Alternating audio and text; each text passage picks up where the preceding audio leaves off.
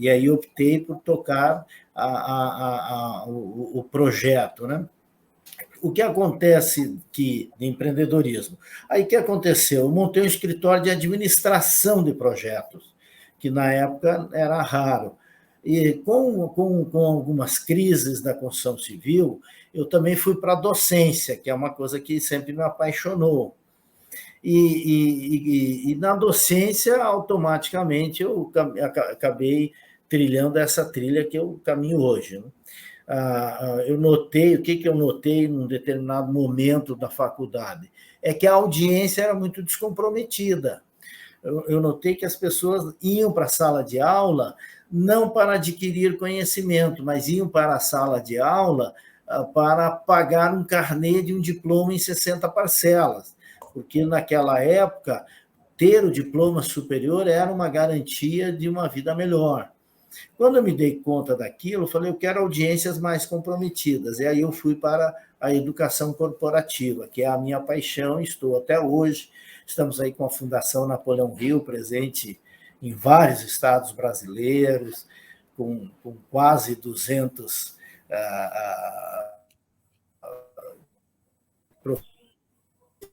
professores autorizados, com essa área, com o projeto da educação empresarial.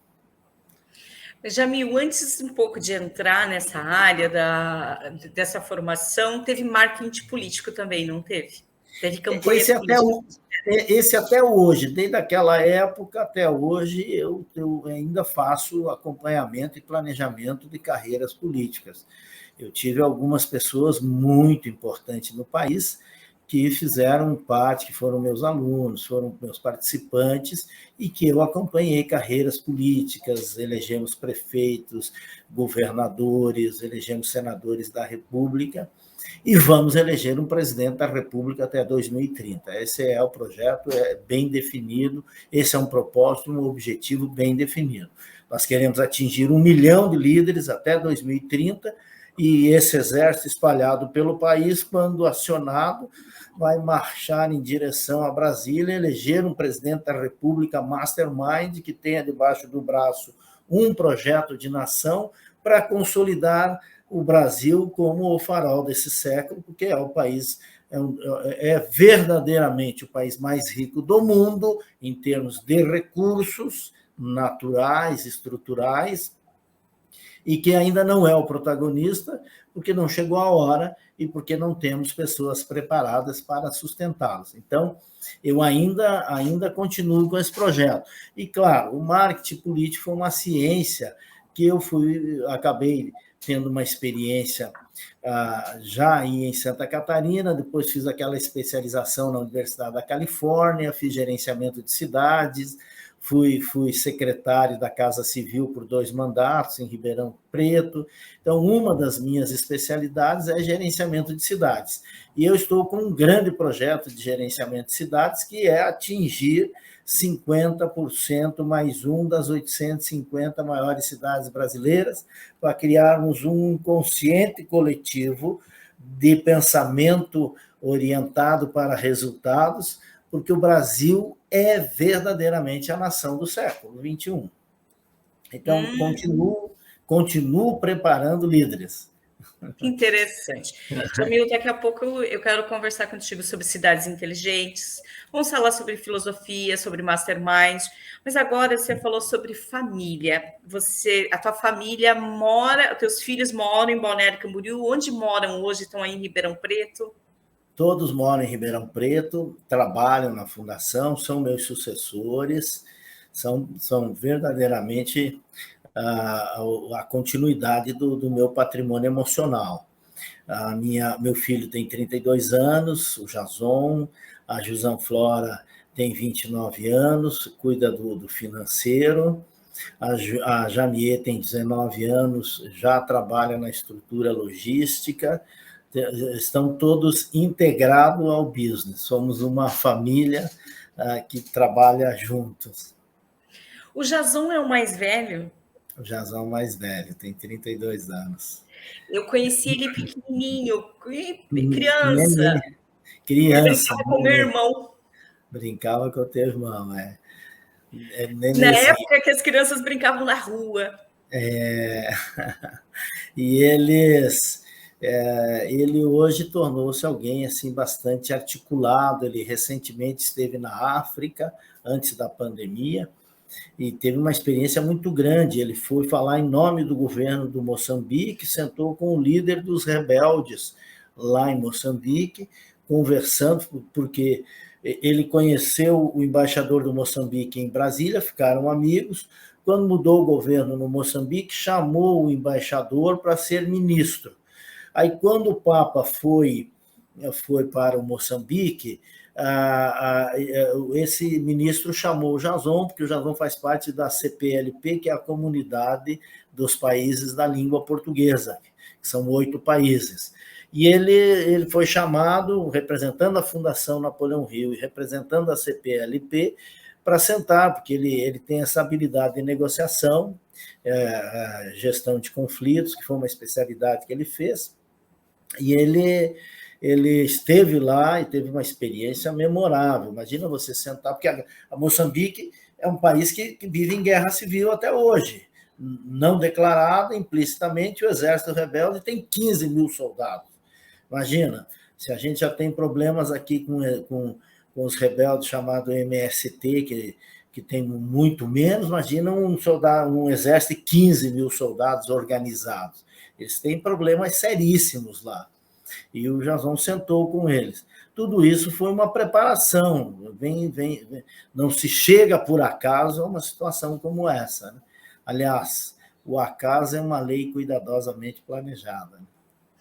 Exatamente. Falando no acaso ser planejado, você falou, Edna, eu estudei nos Estados Unidos, eu fui para Portugal e fui para outros lugares. As pessoas, eu estava vendo ontem uma resenha sobre uma brasileira que mora na Itália, e ela disse uma coisa muito importante: não venha para a Itália sem falar italiano.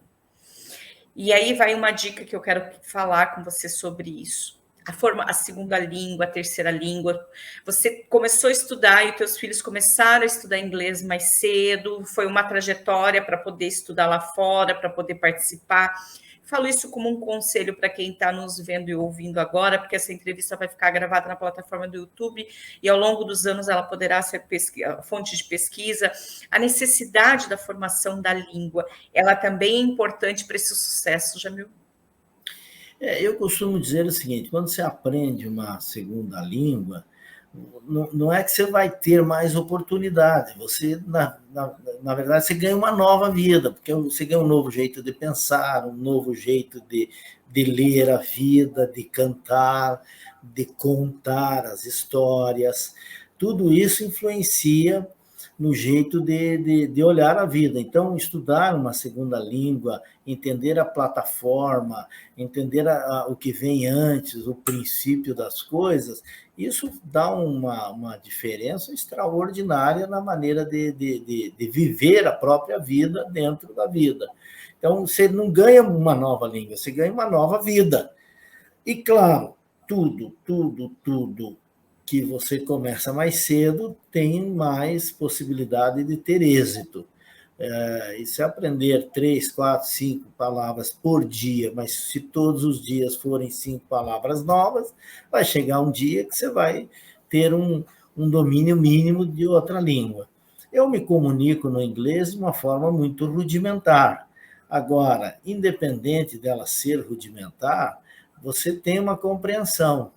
E, claro, o corpo fala, toda uma estrutura, você manda uma mensagem diferente. Agora, viver em outros países, ele te dá um impacto cultural fenomenal. Então, quando fala assim, eu vou embora do Brasil, você vai embora para quê? Vou embora do Brasil. Se você vai embora do Brasil para fugir, você já começou errado. E maus começos, maus finais. Agora você diz, olha, eu vou morar um tempo no exterior, porque eu quero adquirir uma bagagem maior, começou certo. Ou eu vou para o exterior porque eu me apaixonei pelo modelo de vida. Eu hoje moraria, sem sombra de dúvida, moraria em Portugal com muita facilidade, eu moraria na Espanha com muita facilidade e moraria nos Estados Unidos. Nos Estados Unidos, eu moro nos Estados Unidos em qualquer lugar daquele país e me sinto em casa. Eu conheço mais de 20 estados americanos, e eu ando pelos estados, eu conheço, porque eu sempre fiz muito projeto de viajar pelos países onde eu ando. Eu não gosto de chegar lá, ir lá numa cidade, sair daquele olhar superficial. Eu gosto de penetrar nas camadas profundas da sociedade, da nação onde eu piso. Onde morou em Portugal, Jamil? Você disse que conheceu o país inteiro. Morou em que cidade? Eu sempre morei, só morei em Porto, que é a cidade mais charmosa, mais gostosa, mais medieval, mais cosmopolita do planeta. Eu Porto tem amo. uma característica ímpar para quem está nos vendo e ouvindo, que ela é um hub de voos regionais, que Lisboa não tem essa mesma quantidade de voos para os países europeus e para fora que o Porto tem. Além de ser linda, de ter uma comida maravilhosa, um povo muito especial e acolhedor, e essas cidades mais do interior de Portugal tem, mas essa capacidade daquilo que você falou, né, de você estar em Ribeirão Preto a 4 horas, no Porto também tem essa característica de aeroporto melhor do que outras regiões. O Porto, primeiro que é uma cidade que tem 2050 anos, eles têm registros lá dos visigodos, chegando lá ali na foz do Rio Douro, em torno de 50 anos antes de Cristo. Então, poderia dizer aí até que se tem 2070 anos. Depois eles ficaram muito tempo, um tempo sob o domínio romano, outro tempo sob muitos milênios sob o domínio, não chegou a milênios, né? Milênios sob o domínio da Espanha, porque eles tiveram domínio de 2 casas ali. E lá em cima, o Porto Cali, que foi a cidade do Porto, na verdade ficou independente em 1100 e pouco, para poder dividir as 2 casas ali, a Casa de Galícia e a Casa de Castela. Para quem não entende o que quer dizer isso, é como se fossem 2 reinos brigando entre eles. E claro que a Casa de Castela venceu, por isso castelhano, e venceu, depois quis pegar de volta aquilo ali, de volta, e aí foi onde houve a guerra Portugal e Espanha, e onde ele tomou a decisão, Afonso Henriques, que foi o primeiro rei de Portugal, tomou a decisão de, bom, então agora, para romper de vez, nós vamos romper, inclusive, com a língua, porque você rompe, você domina um povo, você consolida quando você arrebenta a comunicação. E ele, então, criou o português, né? O Porto, o português, a cidade emprestou o nome para a nacionalidade que ali nascia, tanto para o nome da língua, quanto para o nome do país que estava nascendo.